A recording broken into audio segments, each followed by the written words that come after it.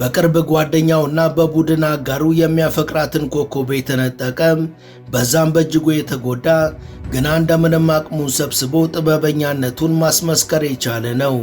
በብቃቱ ዓለምን ያስጨበጨበው ይህ ጥበበኛ የልጅነት ፍቅረኛውን ከነጠቀው ሰው ጋር ፕሮፌሽናል ግንኙነቱን የቀጠለ ሲሆን አሁን በትዳር ልትጣመራት እንስትም ታማኝና ቤቱን አክባሪ ነው።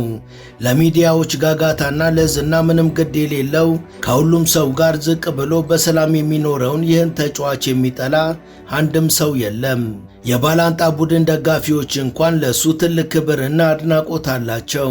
በጣም ልጥት ቱጃር ቢሆንም የሰከነ ሕይወትንና በትህትና የተሞላ የአኗኗር ዘይቤን የሚመራ ነው። Kevin De Bruyne was abandoned by his foster family. His girlfriend cheated on him with his teammate, and at his lowest point, his manager threw him out of the club. But despite a life of rejection, Kevin managed to become one of the greatest football players.